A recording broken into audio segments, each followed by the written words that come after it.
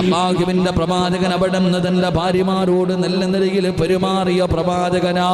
സ്വന്തം ജീവിതം കൊണ്ട് കാണിച്ചു തന്ന പ്രവാചകനാണ്.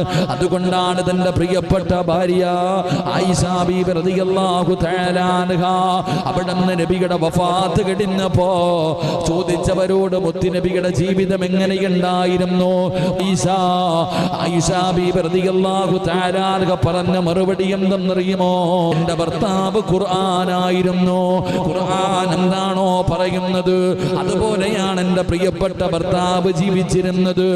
കഴിക്കാൻ ഭക്ഷണമില്ല, പട്ടിണിയും പരിപട്ടവുമായി ഏറ്റവും വിശപ്പ് സഹിച്ച് വയറ്റിലെ കല്ല് വെച്ച് കെട്ടി നടന്ന പ്രവാചകന്, ആ പ്രവാചകന്റെ കൂടെ ജീവിച്ച ഭാര്യയാണ് ആയിഷ ബീബി റളിയല്ലാഹു തആല അൻഹ.